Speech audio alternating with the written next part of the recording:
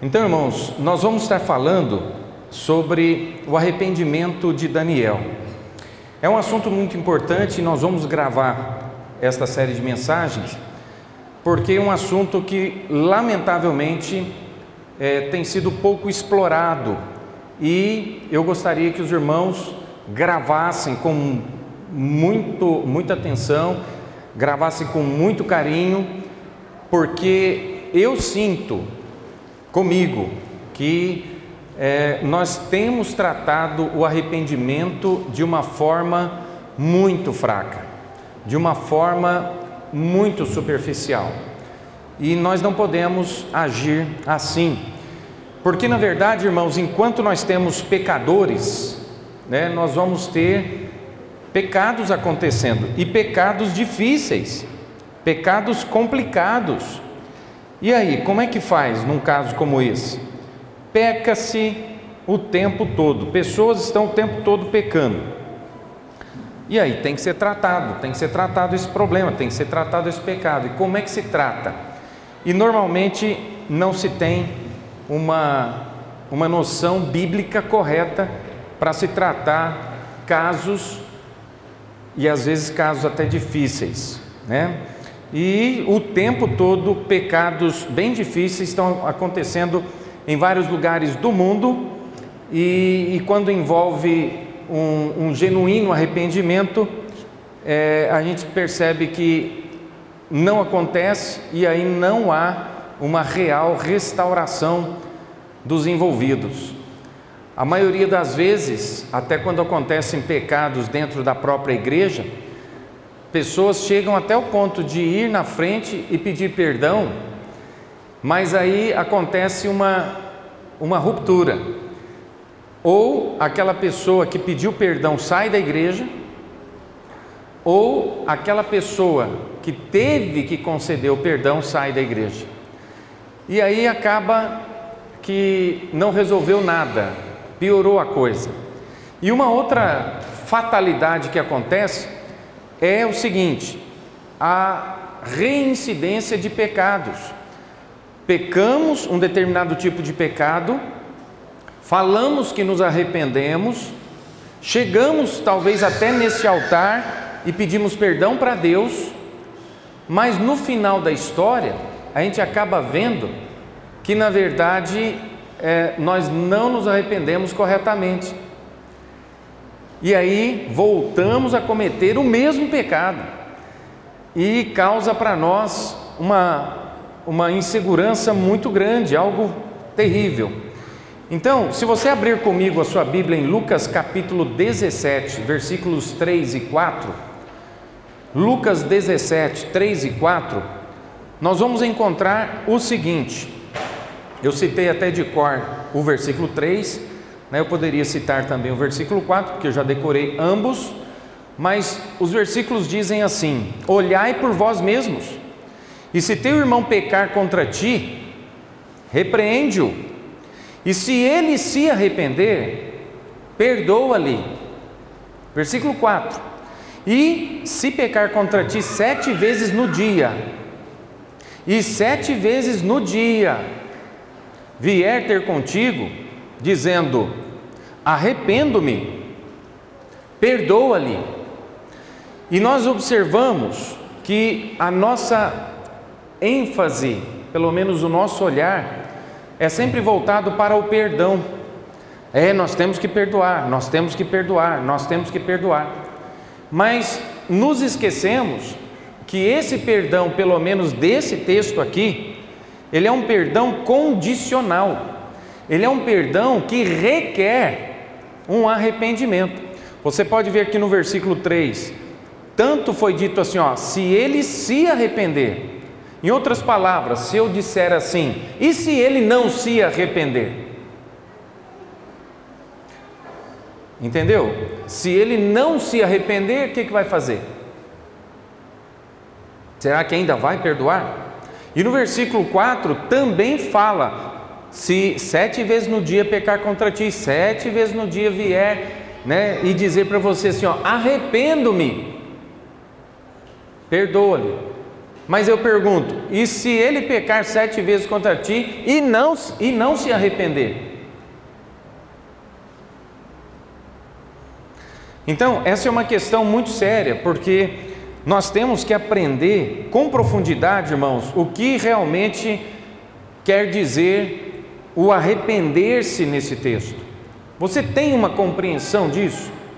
Nós já citamos um exemplo de repente alguém que vai e risca a porta do carro de alguém e é pego no seu pecado, é pego no seu erro, é pego no seu crime, e aquela pessoa que é dona do carro chega e fala: mas que é isso, irmão? Estou horrorizado com você, como é que você fez uma coisa dessa? Aí a pessoa é repreendida e aí ele fala assim: eu estou arrependido, me perdoa. Aí parece que a responsabilidade de perdoar agora ficou na mão daquele que é o dono do carro e que sofreu a ofensa. E aí ele está pronto, parece que as pessoas todas ficam esperando dele um perdão incondicional, um perdão assim: olha, se ele quiser consertar o carro bem, se ele não quiser, amém. Ninguém se preocupa se ele realmente está arrependido ou não. Ninguém tem a percepção de saber se a pessoa de fato se arrependeu ou não se arrependeu. E isso é um problema. Eu sei que existem aqueles que falam assim: pastor, mas nós não podemos julgar ninguém. Então você precisa ler mais a Bíblia e ver que nós iremos julgar até os anjos.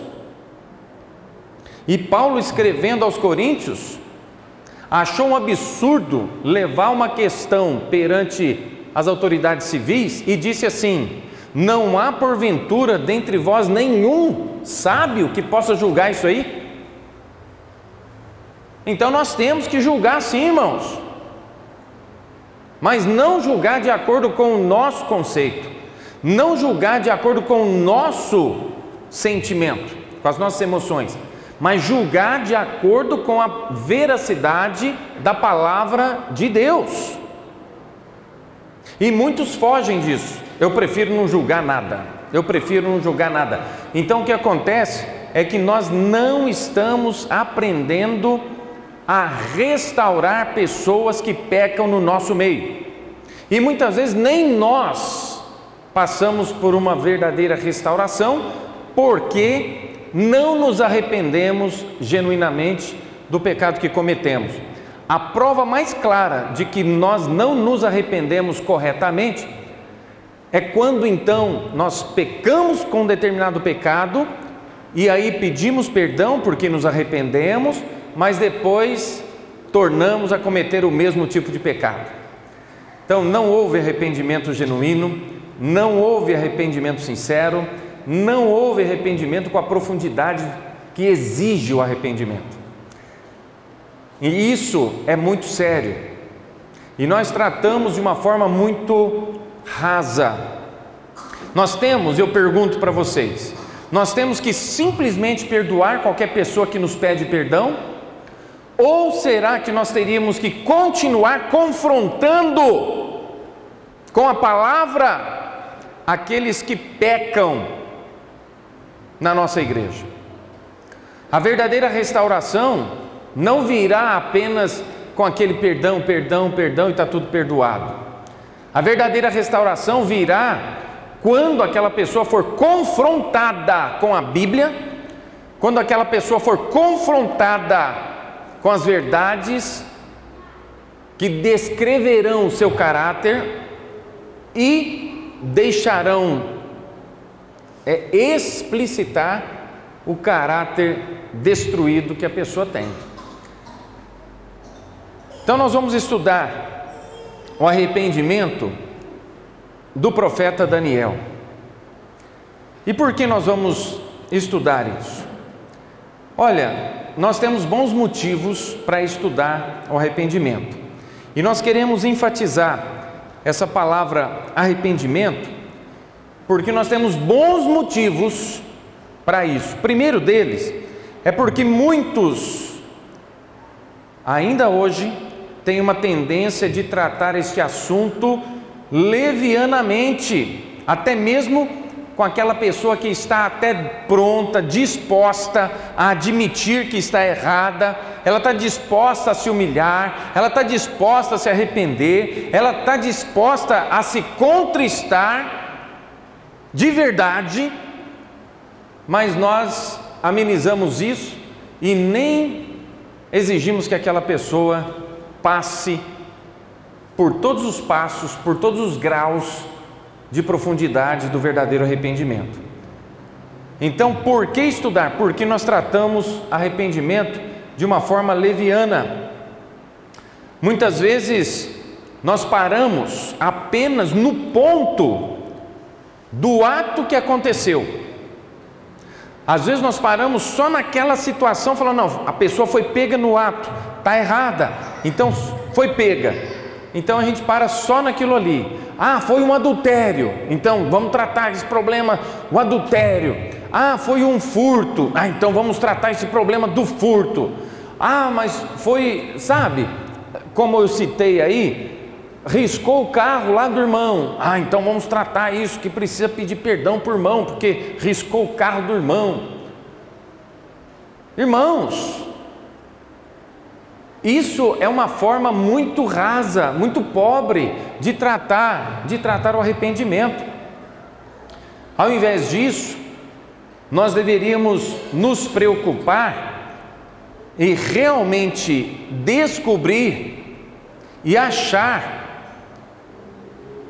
a causa que levou o cidadão ao adultério, a causa que levou o cidadão ao furto, a causa que levou o cidadão a riscar o carro do colega, do irmão.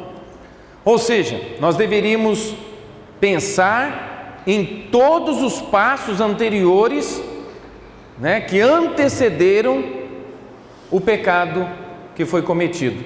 Mas nós temos a tendência de só tratar o pecado, e isso não resolve. A pessoa continua com toda a sua malignidade, com todo o desejo de fazer o mal, e isso não muda a pessoa, não restaura a pessoa. Mas se ela for tratada de uma maneira a se conscientizar do erro e da profundidade do erro que ela está cometendo e a quem de fato ela está ofendendo, e ela verdadeiramente, genuinamente se arrepender, ela não vai fazer mais aquilo. Então o primeiro motivo é esse, porque temos o costume de tratar de uma forma muito leviana as questões do arrependimento. Segundo, porque muitos de nós ficamos satisfeitos em nossos relacionamentos interpessoais e até muitas vezes ficamos satisfeitos em nossos casamentos sem experimentarmos o verdadeiro arrependimento, e vamos tocando o barco e vamos deixando a vida nos levar. E é lamentável porque muitos casais passam por problemas sérios e nunca resolvem, e acham que só de falar me perdoe já é suficiente, sendo que a pessoa não está disposta a mudar nada. Ela quer continuar do mesmo jeito, ela quer continuar cometendo os mesmos pecados, ela quer continuar no mesmo caminho, mas como dizem os casais, não, para não complicar mais, então eu já vou perdoar logo. E muitos chegam ao ponto até de dizer, mas eu também sou pecador, ele é pecador, ela é tudo pecador, então, deixa, vamos tocando o barco. E isso não restaura ninguém.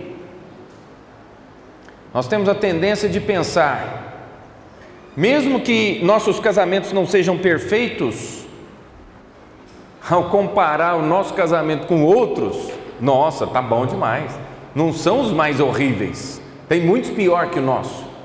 Então isso parece que dá uma tranquilidade para não resolver o problema. Irmãos, nós não temos que nos basear nos piores, nós temos que nos basear nos melhores e olhar que verdadeiramente existem coisas que precisam ser corrigidas em nossas vidas para podermos gozar da verdadeira alegria que Deus proporcionou para todo aquele que crê nele. Ele disse: deixo-vos a paz, a minha paz vos dou, não vou lá dou como o mundo a dá. Não se turbe o vosso coração e nem se atemorize. Em Hebreus 12:14 diz: segui a paz com todos e a santificação, sem a qual ninguém verá o Senhor. Então nos é exigido, irmãos, não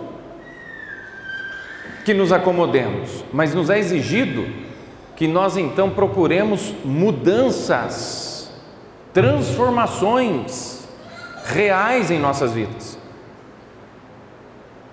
Eu sei que nós temos, lamentavelmente, vivido o suficiente para chegarmos no ponto de dizer que nós temos nos arrependido apenas num nível muito fraco, muito pobre, e num nível que Deus, na verdade, não se agrada. E nós vamos aprender com o arrependimento de Daniel que arrepender não é tão simples assim. Arrepender não é tão raso assim, não é tão pobre, é mais profundo do que a gente pensa. Eu sei que muitos casais que tentam viver nesse nível de tratamento, de arrependimento, de perdão, quando acontece uma catástrofe na vida daquele casal, o que acontece é que a vida da pessoa fica comprometida para o resto da vida, e às vezes nós temos lares e casais que simplesmente se suportam, mas na verdade nunca consertaram seus erros, nunca foram restaurados. É lamentável pensar e falar tudo isso, mas é um fato. Em terceiro lugar, por que estudar sobre arrependimento? Porque nós temos uma tendência de nos afastarmos de uma atitude realmente de contrição. Eu peço para você se lembrar na sua história de vida, quando e quantas vezes você viu uma pessoa verdadeiramente contrita, ou seja, que passou por uma contrição mesmo, de arrependimento, quando foi tratar o caso dele. Eu estou para dizer, irmãos, de coração, que nessa igreja que eu estou, eu só vi isso acontecer uma vez. Só uma vez. Nós tivemos pessoas, por exemplo, que já vieram aqui na frente, um em especial que todos vão se lembrar, eu não vou precisar falar o nome, mas alguém que foi tratado, foi a questão de adultério, traição da esposa, aí veio, pediu perdão, a igreja perdoou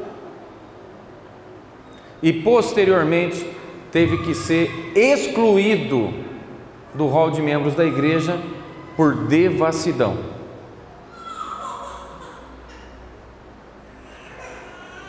Alguém lembra disso? Isso aconteceu. Então, o que de fato ocorreu? Não houve arrependimento. Se tivesse realmente passado por um verdadeiro arrependimento, não tornaria a fazer o que estava fazendo antes, e pelo que nós soubemos depois, não estaria aqui mentindo para a igreja, para Deus e para todo mundo, pedindo perdão de uma coisa que ele ainda continuava a cometer. E é o que muitas vezes nós estamos vendo acontecer com os nossos jovens e com os nossos adultos. Chega até a pedir perdão, mas sem contrição nenhuma.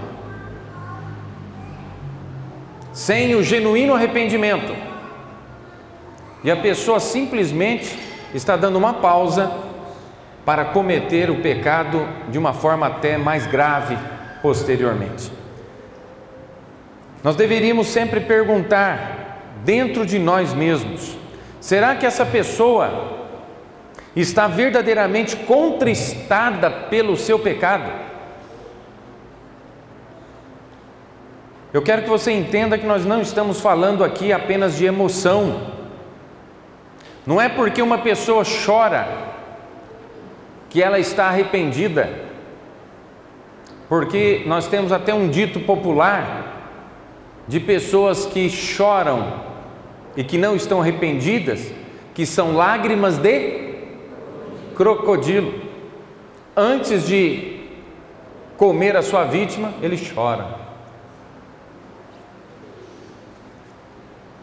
Então esse negócio de lágrima de crocodilo, isso não funciona, irmãos. Temos que tomar cuidado, porque lamentavelmente, por tratarmos esta situação de uma forma leviana, de uma forma pobre, de uma forma superficial, nós não estamos conseguindo restaurar as pessoas que cometem pecados. E todos nós, irmãos, todos nós estamos propensos a cair a qualquer momento em qualquer tipo de pecado, viu?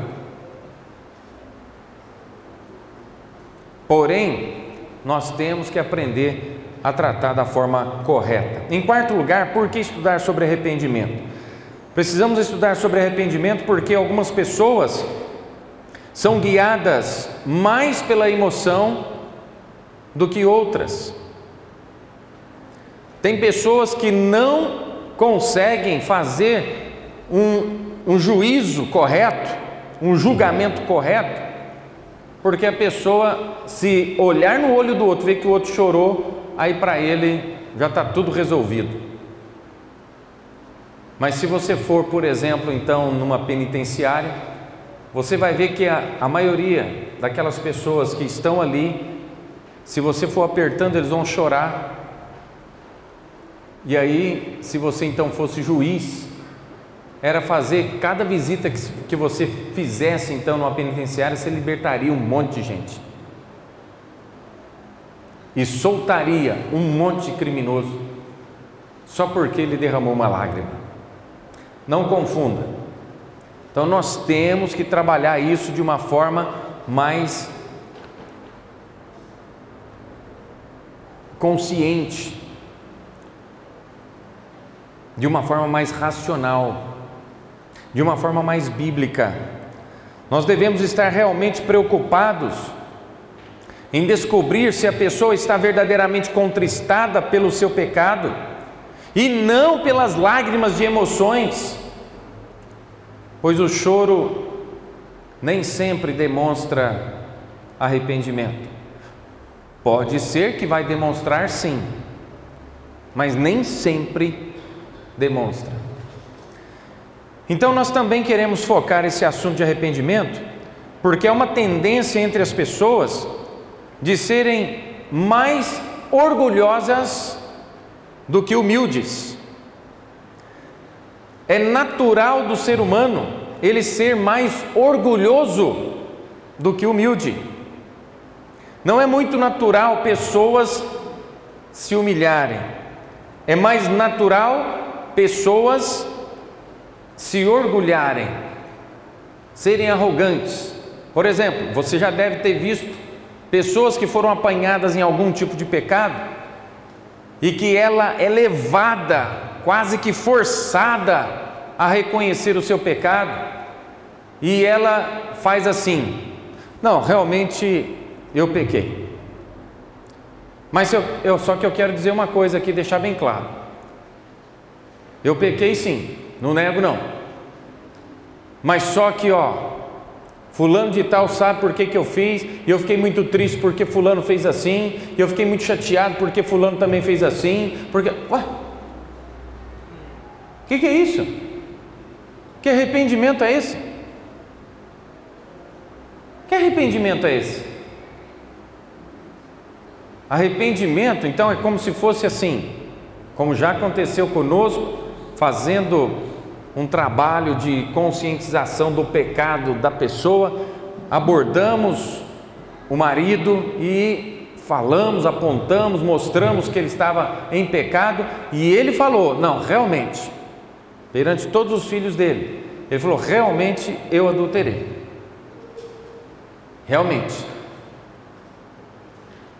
Mas pastor, pergunta para minha esposa por que eu fiz isso. Ela sabe por que eu fiz isso. Ou seja, quem é a culpada é a esposa. Esse cara não está arrependido.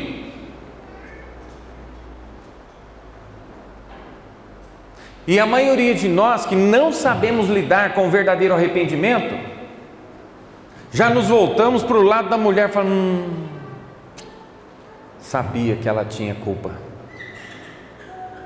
Mas você está aceitando uma acusação do infeliz, pecaminoso, devasso, e que agora se tornou juiz e está julgando a própria esposa, e você aceita. E aí agora vamos tratar o caso da esposa. É verdade, fulana? A senhora sabe por quê? Gente, o caso é o cidadão, é o pecado que ele cometeu. Agora, o detalhe é que normalmente pessoas não são humildes. Então nós temos que tratar essa questão de arrependimento, porque nós não temos facilidade com isso. Num certo sentido, todo pecado é proveniente de orgulho. Todo pecado. Eu falo assim, do tipo de arrogância ou de orgulho que faz com que as pessoas não queiram que outros vejam como realmente elas são. Aqui nós entramos na área do caráter. Caráter é aquilo que nós somos quando ninguém está por perto. Caráter é aquilo que nós somos quando ninguém que nos conhece está por perto. Caráter é quando nós estamos sozinhos e ainda ou mantemos a nossa integridade, como aconteceu com José, como aconteceu com Daniel, como aconteceu com tantas pessoas na Bíblia, e diferente de outros que perante, por exemplo, estou lembrando agora de Judá, que ele de repente, só porque estava numa terra distante, ele já foi se prostituir com uma mulher lá. Quer dizer, poxa, e depois foi envergonhado perante todo mundo, quando descobriram que era a própria nora dele. Que coisa feia, que coisa ridícula. Então, muitas pessoas estão prontas para reconhecer o ato. Sabe por que estão prontas para reconhecer o ato? Porque o ato já foi descoberto. Todo mundo já está sabendo. Não, realmente eu pequei mesmo. Mas eu tenho todas as provas aqui. Você vai falar que não? Não, realmente eu pequei. Fez mais alguma coisa? E nós tratamos um caso desse jeito, não muito tempo atrás, e falamos: olha, mas o senhor cometeu tal coisa assim, assim. Ele: não. Bom, eu tenho aqui os relatos, eu tenho aqui as provas. Aí a pessoa falou: não, realmente, de fato, é verdade, eu pequei. Não, mas não precisa falar que é verdade, nós estamos com a prova aqui na mão. A maioria só quer aceitar o pecado quando todo mundo já descobriu, mas aqueles outros pecados que ninguém descobriu, ele nem toca no assunto. É orgulhoso. Mesmo debaixo de erro, de pecado, ainda é orgulhoso e não está disposto a abrir para ninguém. Quer manter ainda uma aparência inútil, vã, de uma santidade que já foi perdida há muito tempo atrás. Eles não estão prontos a admitir aqueles passos que os levaram até aquele pecado, porque isto iria expor questões do seu mau caráter, que até aquele momento, até aquele ponto, estavam escondidos. E é um problema sério, gente. Nós temos que nos preocupar com isso. Então nós concluímos que é difícil para pessoas se arrependerem genuinamente do seu pecado. Talvez você poderia perguntar: mas pastor Paulo, por que focar no assunto do arrependimento do profeta Daniel? Eu vou te dar 2 bons motivos. Primeiro, uma das razões é porque nós não podemos pegar o exemplo de Jesus Cristo se arrependendo. Tenta lembrar. Lembra daquela vez que Jesus Cristo se arrependeu? Lembra daquela vez que Jesus se arrependeu? Então nós não temos um exemplo de arrependimento em Jesus. Por quê? Nós não temos porque Jesus Cristo nunca pecou. Então ele nunca precisou se arrepender. Então nesse quesito não adianta olhar para Jesus. Você vai olhar para Jesus para descobrir exatamente uma pessoa pura. E você vai objetivar se arrepender para chegar a ser como Jesus. Mas Jesus não serve de base para nos ensinar, com o seu exemplo, nos ensinar a arrepender. Ele nunca arrependeu. Ele nunca fez nada de errado. Mas nós podemos ir até o Senhor quando estivermos necessitando de arrependimento, e Ele nos ajudará a termos e passarmos e aprofundarmos no verdadeiro arrependimento. Aí pode-se recorrer a Jesus, sim. Então o primeiro motivo por que nós vamos olhar para o arrependimento de Daniel é porque Jesus não serve como exemplo de arrependimento, porque ele nunca pecou. Mas e Daniel? Então Daniel pecou. E o segundo motivo, a segunda razão por que nós vamos olhar para o arrependimento de Daniel é porque o arrependimento de Daniel, ele é profundo e é poderoso.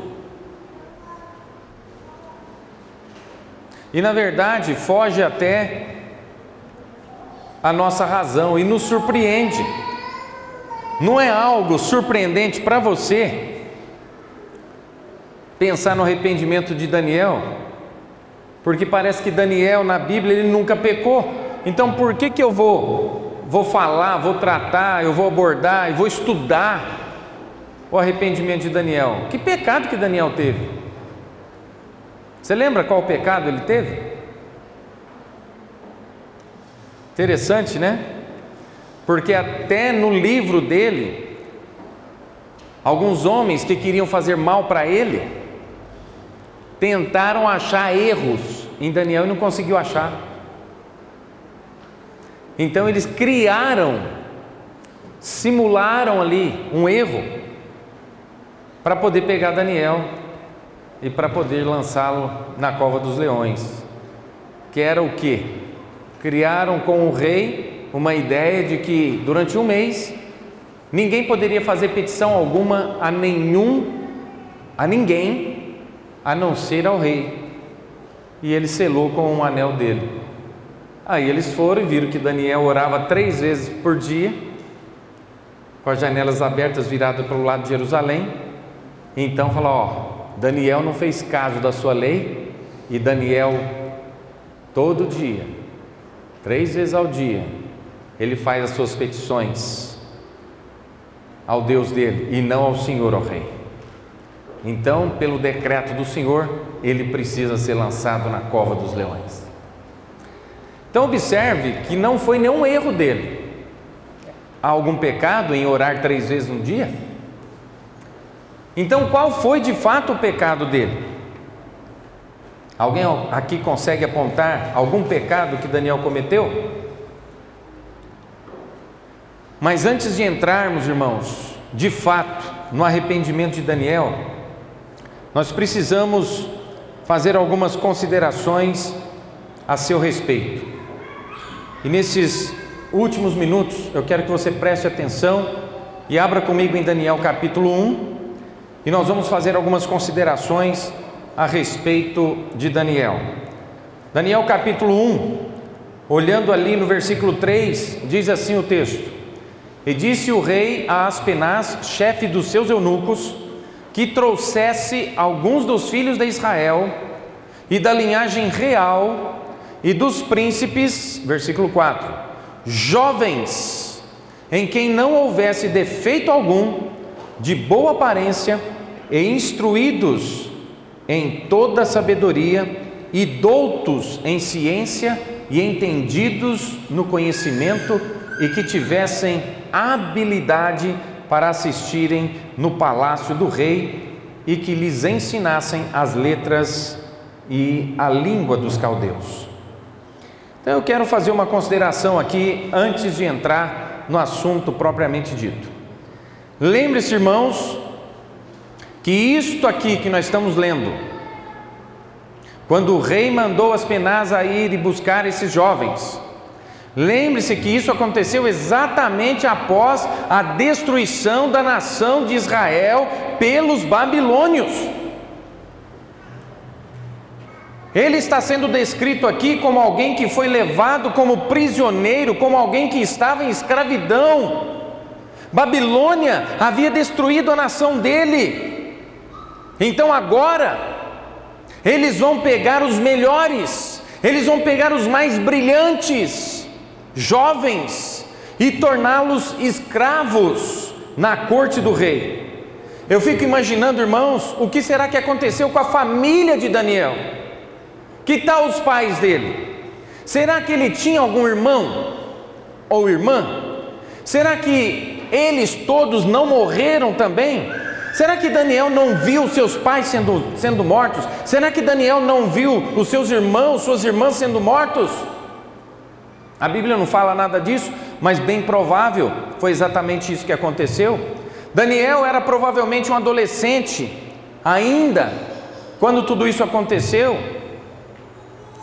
E ele vê então a sua cidade sendo sitiada, a sua cidade sendo destruída, o templo sendo completamente destruído e tirado todos os pertences que eram de Deus e levados para a Babilônia. Ele vê a sua casa pegando fogo, ele vê então todo o território da sua cidade em chamas, pessoas gritando, pessoas morrendo, sangue sendo derramado, e agora ele é forçado a viver a uns 1.600 quilômetros de distância da sua casa, e ele é forçado a servir a uma nação que destruiu completamente o seu país, que aniquilou as pessoas, que bem provável matou os seus colegas, seus amigos. Não sabemos se ele tinha algum interesse em alguma mulher. Talvez ele já estava apaixonado por uma mulher, talvez tinha uma moça que ele olhava, talvez ele tinha alguém que ele falava: puxa, eu estou interessado naquela pessoa, a hora que eu chegar à idade certa, eu vou conversar com os meus pais, para os meus pais pedirem a mulher para mim, para que eu me case com ela. Talvez ele tinha muitos sonhos, talvez ele tinha muitos planos, talvez ele pensava assim: puxa vida, quantos filhos será que Deus vai me dar? Talvez eu vou ter 2 filhos, talvez eu vou ter 10 filhos. Como será a minha vida? Um adolescente, talvez ali com os seus 17 anos, esperando um sonho se concretizar. Mas nada disso aconteceu. Agora ele está sendo levado cativo, agora ele está sendo levado preso, agora ele está sendo levado para um lugar de fala estranha. E em Daniel 1:7 nós lemos assim: e o chefe dos eunucos lhes pôs outros nomes, a saber, a Daniel pôs o de Beltesazar, e a Ananias o de Sadraque, e a Misael de Mesaque, e a Azarias o de Abdenego. Mas eu quero focar aqui mais em Daniel. Eles decidiram que o seu nome não seria mais Daniel. Alguém sabe o que significa Daniel? Daniel significa: o Senhor é meu juiz. O Senhor Jeová é meu juiz. O nome dele então tinha o entrelace com Deus, com o Deus dele. E agora ele é levado para a Babilônia, e lá em Babilônia, o nome dele, que tinha conexão com o Senhor Jeová, passou a ter conexão com o Deus da terra, com o Deus Baal. Passaram a chamá-lo de Beltesazar, que significa que o Deus Baal proteja o rei. Uma ligação completamente distante do Deus verdadeiro. Ele foi nomeado então com uma nova identidade, uma nova educação, e agora o obrigam a servir uma nação que destruiu o seu país. E muito embora, irmãos, eu não possa provar categoricamente o que eu vou dizer, mas era uma prática no Oriente naquela época. Você pode ver quem era Aspenaz. Aspenaz era chefe dos eunucos. A prática do Oriente era fazer de seus escravos eunucos. Ou seja, bem provável. Vocês já leram sobre a esposa de Daniel? Vocês já leram sobre os filhos de Daniel? Então, ele não casou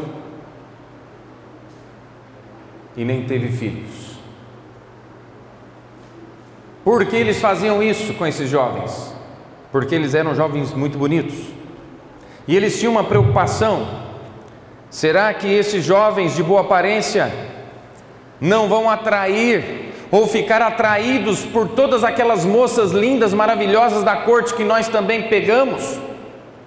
E isso poderia causar muita confusão e toda sorte de problema dentro do palácio. Então já se castrava homens e mulheres. Então esquece o sonho de ser casado, esquece o sonho de ser pai.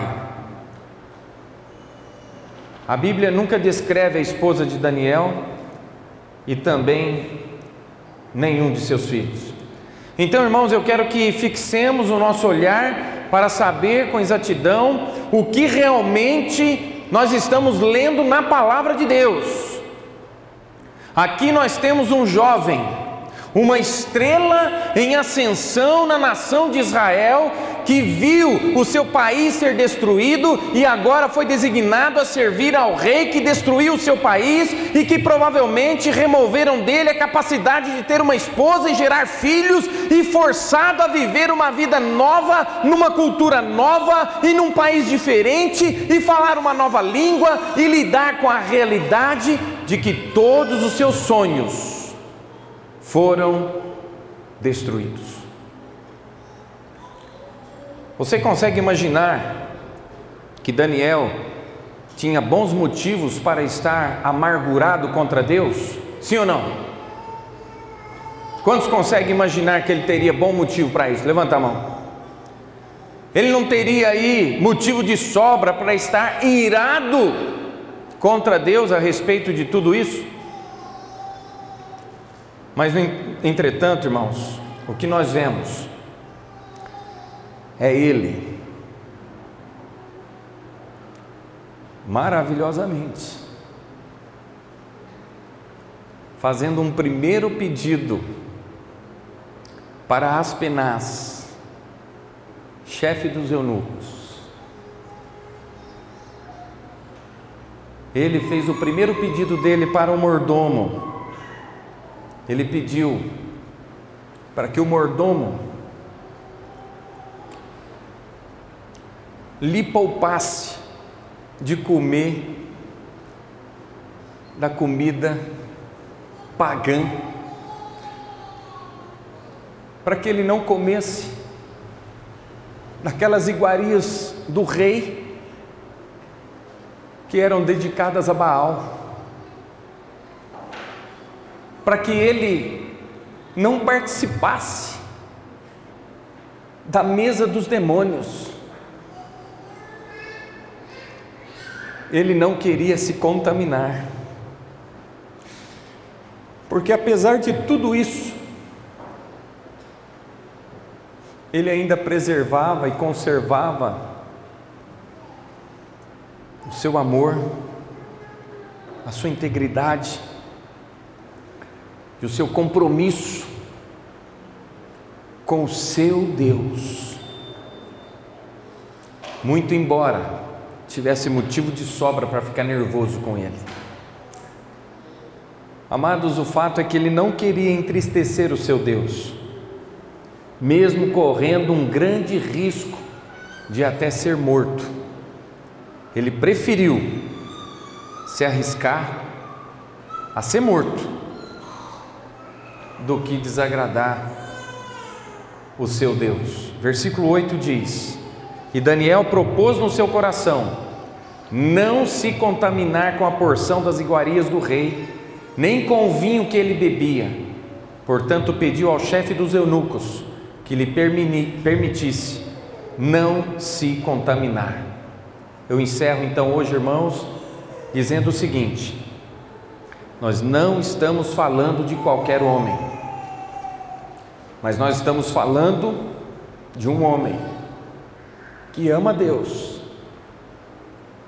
e que é dedicado em servir ao Senhor, mesmo no meio das circunstâncias mais difíceis, que nem eu e nem você nunca experimentaram. E no entanto, por qualquer coisa, a gente já fala assim: estou desanimado. Desanimado do quê? Ah, não estou mais afim. Não está afim do quê? Aprenda com Daniel.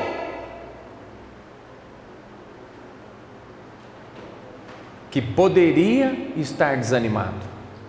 E todos nós até justificaríamos Daniel e diríamos: Daniel tem motivo. Ele não se desanimou, ele não retrocedeu, e ele não quis se contaminar, e permaneceu fiel ao seu Deus. Num próximo momento, nós estaremos então entrando e falando diretamente sobre o arrependimento de Daniel, de uma forma mais objetiva. Amém?